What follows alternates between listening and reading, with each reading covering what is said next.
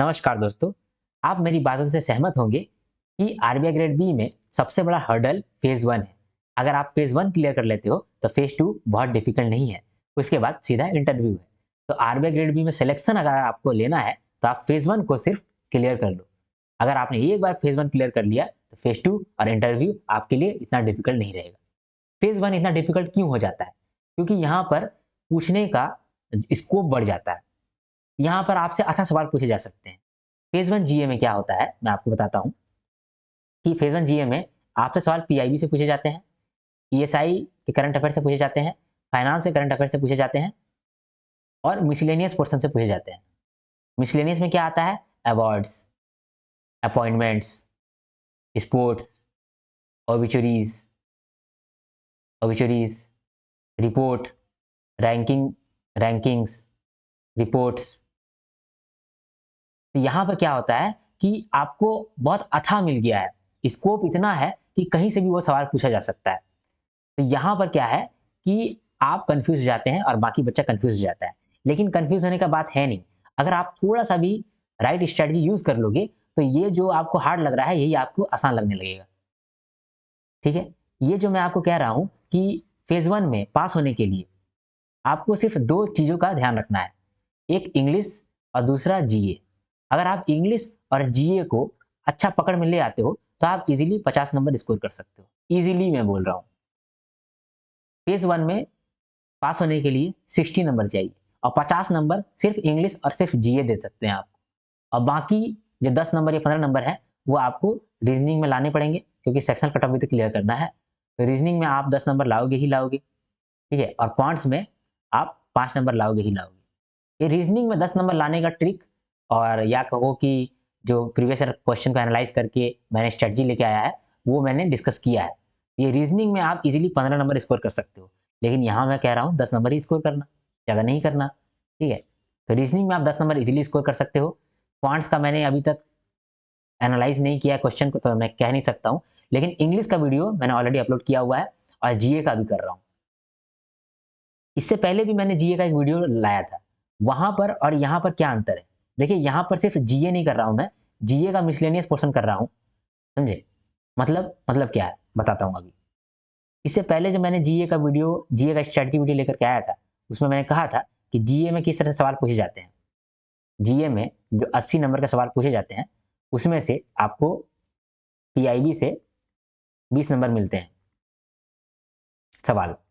उसके बाद अगर आपने ईएसआई का सिलेबस याद किया है, तो ईएसआई का सिलेबस से जो न्यूज़ आते हैं, उससे आपको सवाल मिलेंगे 15 नंबर। उसके बाद फाइनेंस है, तो फाइनेंस से आपको 10 नंबर के सवाल मिलेंगे, ठीक है? उसके बाद बच गया आपका मिसलेनियस पोर्शन। मिसलेनियस में आपका 30 टू 35 नंबर पूछे जाते हैं। 30 से 35 मार्क्स पूछे जाते हैं, ठीक है? तो मैं अभी क्या चीज़ कर रहा हूँ, ये मिसलेनियस पोर्शन का जहाँ पर कि आप 30 से 35 नंबर देख सकते हैं, तो इसको मैं डिस्कस करना चाहता हूँ। इसीलिए डिस्कस करना चाहता हूँ क्योंकि हार्ड भी यही है। यहीं पर आपको स्ट्रैटेजी की ज़रूरत पड़ेगा। पीआईबी क्या है? आप पीआईबी में पढ़े हैं, तो आप अच्छा स्कोर कर लीजिएगा। ईएसआई और फाइनेंस का सिलेबस अगर आपने देख लिया है, तो यहाँ पर इतना आप पढ़ सकते हो। 20 नंबर, 15 नंबर और 10 नंबर। कितना हो गया यहाँ पर? 35 और ये 45, तो 45 नंबर में से आप 10 नंबर ला सकते हो इज़िली यहाँ से, ठीक है? 10 नंबर ला सकते हो इज़िली। लेकिन यहाँ से 10 नंबर लाओगे जितना मेहनत करके, उतना ही मेहनत अगर आपने मिसलेनियस में कर लिया, तो आप इज़िली 20 नंबर लेकर के आ पाओगे, समझे? तो इसीलिए ये 20 नंबर आप इज़िली लेकर के आ पाओ, इसीलिए मैं ये वीडियो लेकर के आया हूँ। एक और रीज़न है ये वीडियो लाने का, मिसलेनियस पोर्शन में बहुत सारा अपॉइंटमेंट्स है, बहुत सारा अवार्ड है, स्पोर्ट्स है, ठीक है? इंपॉर्टेंट डेज़ है, ऑब्ituaries है, फेस्टिवल है, कैबिनेट अप्रूवल है, बुक्स एंड ऑथर्स है, बहुत इन्फॉर्मेशन है। तो स्कोप बहुत बड़ा है सवाल पूछने का। तो कहीं से भी ये सवाल पूछा जा सकता है। आप यही सोचते होंगे, लेकिन ऐसा नहीं है। कहीं से भी सवाल नहीं पूछेगा। सवाल आपका मतलब उसका स्कोप लिमिटेड है। ये वाला स्ट्रैटेजी आप वीडियो देखो, आपको मालूम चलेगा वीडियो के अंत में कि मैं किस आधार पे कह रहा हूँ कि आप यहाँ से 30 से 35 नंबर ला सकते हो ईज़िली। मैं आपको मॉडरेटली या हार्डली या डिफिकल्ट नहीं बोल रहा हूँ, ईज़ी बोल रहा हूँ। ईज़ी आप किस तरह से इस तरह को टैकल कर सकते हैं। Appointments, awards, sports, important days, obituaries, festival, books. सब नहीं पढ़ना है, किस तरह से पढ़ना है वो आप जरूर देखना। ये जो वीडियो मैं लेकर के आ रहा हूँ, ये मैं हवा में बात नहीं कर रहा हूँ। इसका कैसे मैं बात कर रहा हूँ, मैंने जीए का प्रीवियस ईयर क्वेश्चन एनालाइज किया है 2021, 2022, 2023 का और 2019 का भी। वो वीडियो जो है वो आपको प्लेलिस्ट में मिल जाएगा, वहां से आप भी देख सकते हैं। ठीक है। दूसरा, जो भी बच्चा जीए में अच्छा स्कोर करके आया है, जो 25, 30, 20, 25, 30 ऐसा स्कोर किया है, उनसे भी मैंने बात किया है। फिर बहुत सारा जो टीचर है उनसे भी बात किया है, और फिर मैंने भी जो एनालाइज किया था पीवाईक्यू को, उसको देखा है, और उन सब पे मैं कुछ कंक्लूजन पे लेके आया हूं, और वो कंक्लूजन मैं आज आपके साथ स्ट्रेटजी के रूप में डिस्कस कर रहा हूं। ये बहुत इंपॉर्टेंट है, बहुत ज्यादा। ठीक है। मैं रिक्वेस्ट करूंगा कि वीडियो पे आगे बढ़ने से पहले आप लाइक कर दो। नहीं, आप मेरे सामने अभी लाइक करो, सबसे पहले लाइक करो। उसके बाद अगर आपको वीडियो अच्छा नहीं लगा तो डिसलाइक कर देना, या फिर लाइक हटा देना, लेकिन अभी आप पहले लाइक करो। ठीक है। आपका लाइक से ही मेरा वीडियो दूर दूर तक पहुंचेगा, दूसरे लोगों को भी रिकमेंड होगा। ठीक। तब स्ट्रेटजी देखते हैं हम लोग। तो अब हम लोग देखते हैं इनसाइट्स क्या प्राप्त हुए हमको पीवाईक्यू एनालाइज करके। मैंने 2019 से लेकर के 2023 तक के प्रीवियस ईयर क्वेश्चन को एनालाइज किया है और अपलोड किया है 2021, 2022, 2023 के वीडियो को। तो ये वीडियो अगर देखना है आपको तो आप मेरे प्लेलिस्ट में जाकर के पीवाईक्यू को देख सकते हैं। ठीक है। वहां पर आपको मिल जाएगा मैंने क्या इनसाइट्स वहां से प्राप्त किए हैं, वो क्या क्या इन्फॉर्मेशन है जो इतना डेटा को पढ़ने के बाद मुझे मालूम चला है, वो मैं आज डिस्कस करूंगा। यहाँ पर 4 सवालों के माध्यम से मैं ये डिस्कस करना चाहता हूँ। पहला सवाल है कि कितना नंबर पूछा जाता है मिसलेनियस पोर्शन से, जो अवार्ड, अपॉइंटमेंट ये सब है, इससे कितना सवाल पूछा जाता है। तो 30 से 35 सवाल पूछा जाता है, 30 मिनिमम और मैक्सिमम 40, मैक्सिमम 40। तो ओवरऑल कर सकते हैं कि आप 35 नंबर यहाँ से आपसे पूछे जाएंगे।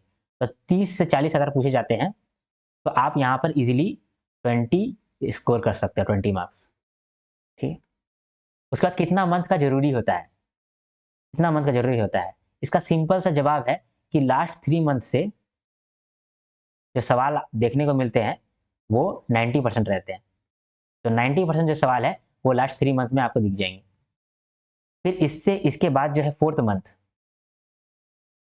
वहां पर आपको 4% का मिल जाएगा सवाल। जो 5th मंथ है, ठीक है, वहां पर आपको 3% का सवाल मिल जाएगा।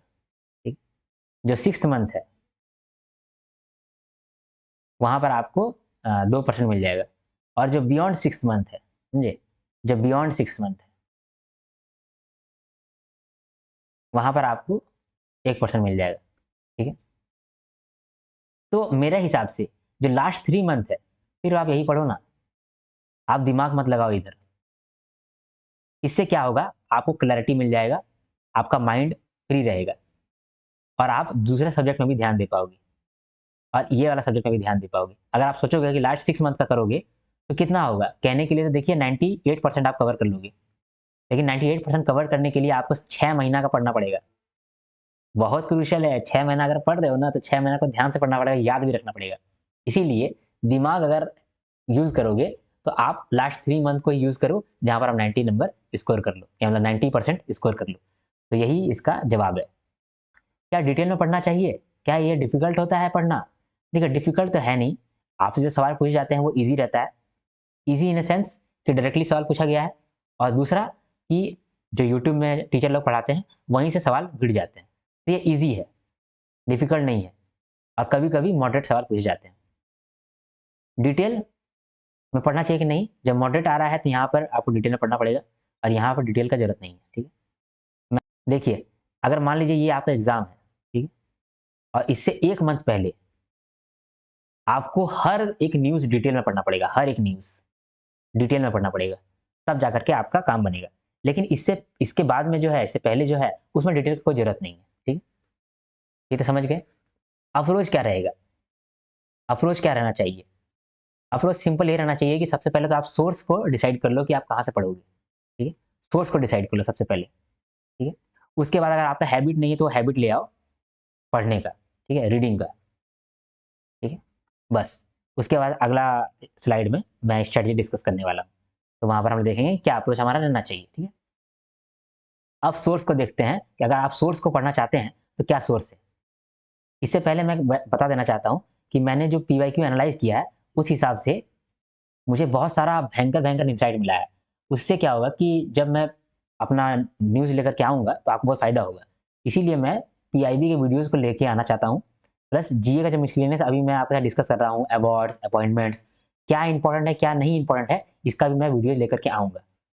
समझे? ऐसा मैंने प्लानिंग किया है। तो अगर आपका रिक्वेस्ट रहेगा तो जीए मिसलेनियस में जितना भी न्यूज़ है, वो मैं डेली न्यूज़ लेकर के आऊँगा जो आरबीआई ग्रेड बी के पर्सपेक्टिव से इंपॉर्टेंट है। तो अगर आप रिक्वेस्ट करोगे तो मैं ये वीडियो लेकर के आऊँगा, अदरवाइज़ नहीं लेके आऊँगा, ठीक है? तो सोर्सेस में आप मुझे फॉलो कर सकते हो। जैसे ही आरबीआई ग्रेड बी का नोटिफिकेशन आएगा तो मुझे फॉलो कर सकते हो। अगर मुझे फॉलो नहीं करना चाहते हो तो यहाँ पर मैंने दिया है कि किसको आप फॉलो करोगे। देखिए, जैसे ही नोटिफिकेशन आ गया है, 2 मंथ आपका बचा हुआ है, तो नोटिफिकेशन के बाद सिर्फ आप अफेयर्स क्लाउड देखोगे, ठीक है? और उससे आप इंपॉर्टेंट क्वेश्चन को डिस्कस करोगे। मतलब इंपॉर्टेंट क्वेश्चन अफेयर्स क्लाउड में बहुत सारा है, मतलब बहुत न्यूज़ होता है। उसमें भी आप इंपॉर्टेंट न्यूज़ को चूज़ करोगे। कैसे? बेस्ड ऑन सिलेबस, ठीक है? और प्रीवियस ईयर क्वेश्चन, ये देख करके आप इंपॉर्टेंट क्वेश्चन यहाँ पर डिस्कस करोगे। डिस्कस करोगे मतलब कि याद करोगे। तो अफेयर्स क्लाउड में कोशिश करना कि आप सारा न्यूज़ को पढ़ना, लेकिन याद वही करना जो सिलेबस से मैच करता है, ठीक है? और लास्ट 1 या 2 मंथ में नोटिफिकेशन से पहले क्या करना है आपको, परचम क्लासेस को ज्वाइन कर लेना है। मतलब परचम क्लासेस का यूट्यूब पे वीडियो आता है, डेली करंट अफेयर्स, वो डेली करंट अफेयर्स आप जरूर करना। अगर परचम क्लासेस नहीं करना चाहते हो तो कोई भी बैंकिंग करंट अफेयर्स का डेली करने स्टार्ट कर दो। और अफेयर्स क्लाउड मन है तो करो, ठीक है? अगर लास्ट 1 मंथ है, ये तो 2 मंथ का बात हो गया ना, लास्ट मान लीजिए कि 1 मंथ है, यहाँ पर 1 मंथ है, तब अफेयर्स क्लाउड का हर न्यूज़ आपको पढ़ना पड़ेगा, समझे? तो यहाँ पर आपको समझ में आ गया कि नोटिफिकेशन के बाद क्या करना है, नोटिफिकेशन के पहले क्या करना है, ठीक है? सोर्सेस क्या रहेगा वो मैंने आपको बता दिया। अब स्ट्रैटेजी क्या होने वाला है वो मैं आपको बताता हूँ। देखिए, ये स्ट्रैटेजी बहुत कारगर है, समझे? देखिए, नोटिफिकेशन यहाँ पर आता है, उसके बाद आपको 2 मंथ का टाइम मिलता है, ठीक है?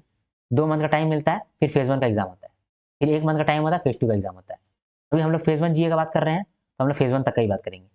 अब यहाँ पर देखिए कि जैसे ना आरबीआई नोटिफिकेशन आया, वैसे ही आप स्टार्ट कर दीजिए अपना जीए का प्रिपरेशन। मिसलेनियस क्वेश्चन को आप कैसे कवर करेंगे? जैसे ही नोटिफिकेशन आया, डेली करंट अफेयर्स आप देखना चालू कर दीजिए। Daily current affairs, daily current affairs आप देखिए और हर करंट करंट अफेयर्स को कोशिश करिए कि याद हो जाए। हर करंट अफेयर्स को याद करिए। उसके बाद साथ ही साथ जैसे आप यहाँ डेली करंट अफेयर्स कर रहे हैं ना, वैसे आप मंथली करंट अफेयर्स करने स्टार्ट कर दीजिए पिछला महीना का। कैसे करिएगा? आप इंपॉर्टेंट न्यूज़ को फ़िल्टर आउट करिएगा। कैसे फ़िल्टर आउट होगा? सिलेबस आप याद करिए पहले कि ईएसआई का सिलेबस, फाइनेंस का सिलेबस याद करिए और उस सिलेबस पे जो न्यूज़ है, वो न्यूज़ को आप फ़िल्टर आउट करिए और वो न्यूज़ को आप याद करिए। थोड़ा-सा डिटेल में हो सके तो डिटेल में जाइए, ठीक है? तो आप क्या करिएगा, इंपॉर्टेंट न्यूज़ को फ़िल्टर आउट करिएगा, आरबीआई नोटिफिकेशन से पहले जो मंथ गुज़र चुका है उसका, ठीक है?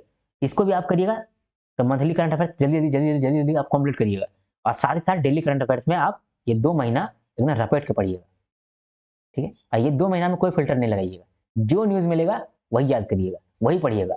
लेकिन वैसा न्यूज़ में ज़्यादा फ़ोकस करिएगा जहाँ पर मल्टीपल सिलेबस लिंकेज है। जैसे मान लीजिए कि ईएसआई का एक सिलेबस है, सिलेबस में लिखा है इंटरनेशनल ऑर्गेनाइजेशन, ठीक है? और ईएसआई में एक और टैग है एनवायरनमेंट। तो अगर मान लीजिए कि कह रहा है कि डब्ल्यूटीओ में एनवायरनमेंट के लिए लेक्चर दिया गया है कोई इंडियन के द्वारा और ये पूरा पॉपुलर न्यूज़ है और ये लास्ट 2 मंथ में है, तो ये सवाल आपसे पूछेगा ही पूछेगा। उसका रीज़न क्या है? पहले डब्ल्यूटीओ इंटरनेशनल ऑर्गेनाइजेशन से कनेक्टेड है, एनवायरनमेंट से कनेक्टेड है, इंडियन है, लास्ट 2 मंथ का है, तो ये सवाल आपसे पूछेगा पूछेगा। इसीलिए कहता हूँ कि मल्टीपल सिलेबस लिंकेज वाले जो न्यूज़ है, उसको आप ज़्यादा फोकस करना। ये आप कर सकते हैं अफेयर्स क्लाउड से, ठीक है? लेकिन अगर आप मल्टीपल सिलेबस से लिंकेज नहीं कर पाओगे, तो गड़बड़ हो जाओगे। इसीलिए अगर आप कहोगे, मुझसे रिक्वेस्ट करोगे, तो मैं अफेयर्स क्लाउड का ही जो करंट अफेयर्स है, उसको थोड़ा-सा चेंज करके आरबीआई ग्रेड बी के लिए लेकर के आऊँगा। और यहाँ मैं कोशिश करूँगा कि आपको चीज़ याद हो जाए। ट्रिक इस्तेमाल करूँगा या थोड़ा हँसी-मज़ाक करके इसको याद कराऊँगा, ठीक है? अदरवाइज़ अगर आप रिक्वेस्ट नहीं करोगे, तो मैं कुछ लेके नहीं आऊँगा, फिर आप मेरा ये वाला स्ट्रैटेजी वाला वीडियोज़ देख करके अपना प्रिपरेशन चालू कर रखना, ठीक है? लेकिन अगर रिक्वेस्ट करोगे, तब मैं ये वाला वीडियो लेकर के आऊँगा। ये लास्ट 2 मंथ का भी लेकर आऊँगा और ये 1 मंथ का भी लेकर के आऊँगा और ये खुद से मैं फ़िल्टर आउट करके ये सारा इम्पोर्टेंट न्यूज़ मैं आपको बताऊँगा, ठीक है? या तो आप मेरा वीडियो देख लेना या फिर आप अफेयर्स क्लाउड से डायरेक्टली पढ़ लेना, ठीक है, अफेयर्स क्लाउड से आप डायरेक्टली पढ़ लेना। बस यही एक स्ट्रेटजी है और कोई स्ट्रेटजी नहीं है जीए के लिए। इतना आप स्ट्रेटजी अगर मान लेते हो तो जो जीए मिसलेनियस में मैंने कहा कि जीए मिसलेनियस पोर्शन से आपके 30 से 35 नंबर आते हैं, तो वहां पर आप इजीली 20 मार्क्स स्कोर कर सकते हो। और मान लो कि आप याद नहीं रख पाए तो भी आप 15 नंबर तो इजीली स्कोर कर पाओगे ही। और बाकी जो पीआईबी है वहां से भी तो आप स्कोर करोगे, वहां पर 20 नंबर पूछे जाते हैं, तो वहां से भी तो आप 5-6 नंबर लाओगे। तो आप इजीली कहीं ना कहीं आप देखिए आप इजीली 30 मार्क्स स्कोर कर लोगे जीए से, अगर आप मुझसे एग्जाम तक कनेक्टेड रहते हो तो, ठीक है। तो यहाँ पर स्ट्रैटेजी भी मैंने डिस्कस कर दिया। आप मेरे वीडियो को जरूर लाइक करें, क्योंकि आपका एक लाइक ये वीडियो को और फैलाएगा, ठीक है। अगर आपको मेरा वीडियो अच्छा लग गया तो आप मेरे वीडियो को लाइक कर सकते हैं, आप मेरे वीडियो को शेयर भी कर सकते हैं। याद रखिए आपका एक कमेंट मेरा पूरा दिन बना देता है, आपका कमेंट का मैं दिन रात इंतजार करते रहता हूँ, तो आप कमेंट जरूर करें। आप अगर मेरे चैनल को सब्सक्राइब करते हो तो आप बहुत फायदे में रहोगे, क्योंकि इन फ्यूचर मैं पीआईबी के न्यूज़ लेकर आऊँगा, ठीक है। उसके बाद ये जीए मिसलेनियस का पोर्शन मैंने कहा ये भी मैं आपके साथ डिस्कस करूंगा। और अभी मैं मैनेजमेंट का पूरा सिलेबस आपके साथ डिस्कस कर रहा हूँ। मैनेजमेंट चूंकि स्टैटिक टॉपिक है, इसको एक बार आप पढ़ लोगे तो यहाँ से जो नंबर है वो आपको श्योर शॉट आ जाएंगे। इसीलिए मैनेजमेंट का पूरा सिलेबस मैं आपके साथ डिस्कस कर रहा हूँ। अगर आप देखना है तो आप प्लेलिस्ट में जाकर के चेक कर सकते हो। एक बार तो जरूर जरूर चेक करो, आपका कंप्लीट भी हो गया तो एक बार जरूर चेक करो मैनेजमेंट को, ठीक है। तो अगर आपको ये पीडीएफ चाहिए तो आपको मिल जाएगा कुमार आर्यन टेलीग्राम चैनल पे। मैं जो भी नोट्स होता है वो कुमार आर्यन टेलीग्राम पे मिल जाता है, ठीक है। अगर आपको मुझसे पर्सनली कनेक्ट करना है तो आप इस इंस्टाग्राम आईडी पे जाकर के मुझे मैसेज कर सकते हो। अदरवाइज आप कमेंट भी कर सकते हो, मैं कमेंट का रिप्लाई तुरंत देता हूँ, कमेंट में भी मैं अवेलेबल रहता हूँ, ठीक है। तो अब बिना किसी देरी के इस वीडियो को मैं अंत करना चाहता हूँ। अगर आपको मेरा वीडियो अच्छा लगा तो लाइक शेयर सब्सक्राइब जरूर करें, कमेंट जरूर करें, क्योंकि आपका एक कमेंट मेरा दिन बना देता है, ठीक। जब तक के लिए हम लोग नेक्स्ट वीडियो नहीं लाते हैं तब तक के लिए हर हर महादेव, शंभू शंकर।